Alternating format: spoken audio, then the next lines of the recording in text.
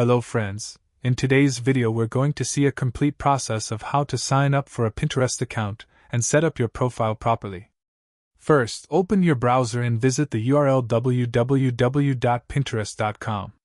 You will see a screen like this, and even if the user interface changes in the future, the main process will remain the same. Here, at the top right corner, you will find the Sign Up option. You will also see a Not on Pinterest Yet? Sign Up option below. If you already have an account and just want to set up your profile properly, you can simply log in. But if you don't have an account yet, click on any of these Sign Up buttons to create a new account. Now, in the email address field, enter your email. In the password field, enter your password. And in the date of birth field, enter your birth date correctly. Then, click on the Continue button. Since I already have an account, I won't sign up again here. But once you click on the Continue button, your sign up will be complete, and you will see some setup screens next. These include gender selection, language and country selection, and home feed inspiration. Select these properly and click Continue to finish setting up. One very important step in signing up is email verification.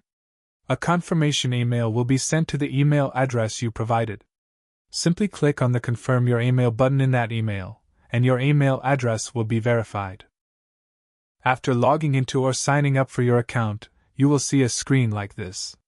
Now, the account we just created is a personal account. On Pinterest, there are two types of accounts, personal and business. We can easily convert our personal account to a business account for free. To do that, click on the drop-down next to your profile image in the top right corner, and go to the Convert to Business option. Here, you will see the differences in features between a personal account and a business account. Of course, with a business account, you get access to more features. Simply click on the Upgrade button from here, and your account will be converted to a business account. For many of you, several settings options will appear on the screen. Just fill those out properly. In my case, they didn't appear because I had already converted my account to a business account earlier. I switched back to a personal account just to show you the process, so those options didn't come up for me this time. But don't worry, you can always update that information later if needed. If you want to view your profile now, just click on your profile photo at the top right corner, and it will take you to your profile page. Also, if you click on the drop-down next to your profile image, you will see a lot more options than before. From here, we will first click on Settings, since our goal right now is to set up our profile in an SEO-optimized way. When the Settings page opens, you will see several menus on the left side and the related settings for each menu on the right side. We will go through all of them one by one. Let's start with Profile Edit. Here you can set your business name, about your business, pronouns, and so on. Let me tell you a quick tip. Since we want to set up our profile in an SEO-optimized way, we can follow a little trick while writing our name and about fields. To explain this better, I've written some title and description examples in a notepad file. Notice here, in the title, after the business name, I've added a keyword, and I've separated the name and keyword with a pipe symbol. You can add two keywords if you want, but adding just one keeps it looking clean. Also, we will write the description based on our keyword. For this, you can take help from ChatGPT as well. We have a separate video on keyword research and description or pin post writing, where you will find detailed guidance on this. Now let's see practically how optimizing your title and description can benefit you. Let's go back to the home feed. For example, here if I type travel in the search box, you will see that it suggests some related keywords as well. You can build your own keyword lists for Pinterest marketing like this. Also, notice that along with the suggested keywords, a profile also appears. If you check the profile, you will see that they have used keywords along with their business names. So, as you can understand, following this method will be beneficial for you. But make sure to avoid spamming while doing this. Now again, we will click on Settings from the drop-down at the top right corner. Here you can upload your profile photo from your device. After that, we will copy the title and description from our notepad one by one and update them here. For pronouns, you can select them according to your gender if you want. Next, if you want, you can also change your username. Just remember, the letters in your username must be in lowercase, and there should be no spaces between the words. Then, enter your phone number and address, and save the page. To save time, I paused the video and updated mine already. Here, we initially ignored the website option. To add and verify your website, there is a menu called Claimed External Accounts.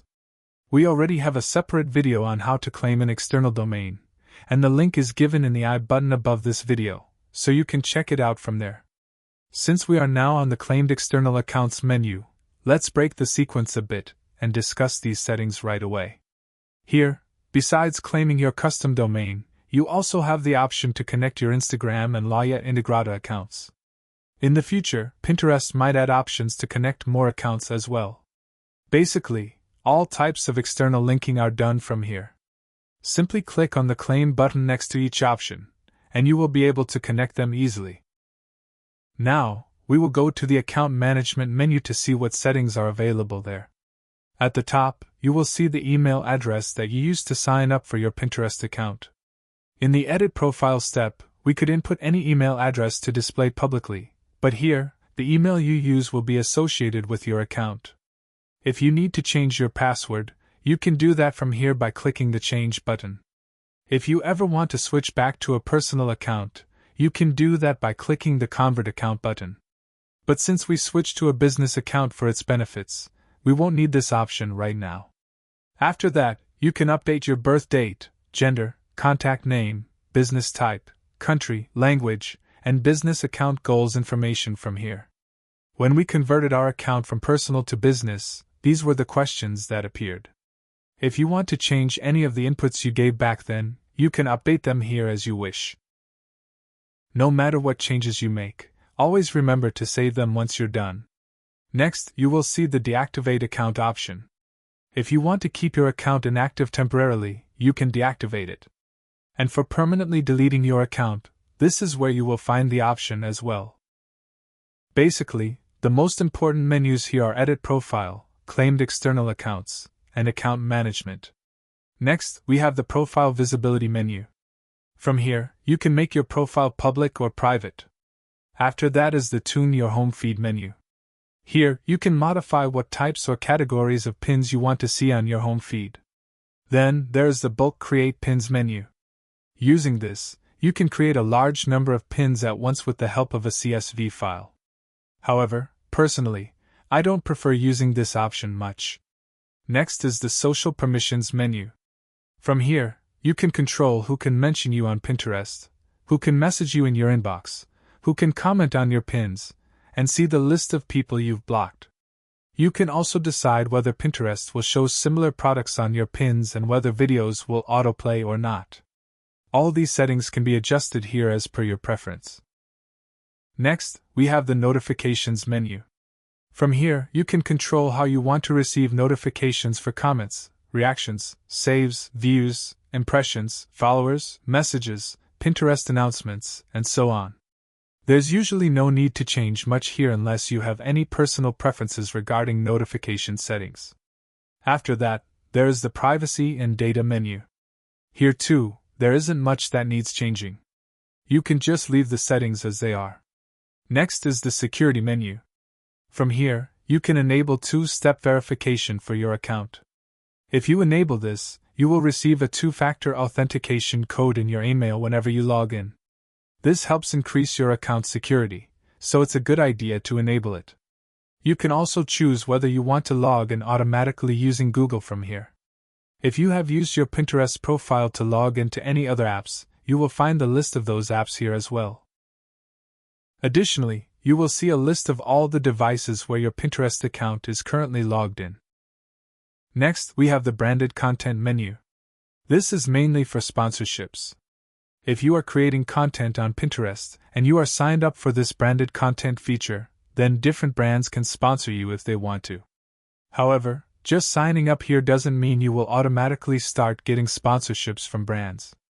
Brands usually sponsor those creators who have a good reputation and strong growth on their account. So, before signing up here, it's better to focus on growing your Pinterest account and building your reputation. I hope you now understand how to set up your Pinterest account to make it SEO friendly. If you have any questions, feel free to let me know in the comments section below. If you found this video helpful, don't forget to like, share, and subscribe to the channel. See you in the next video.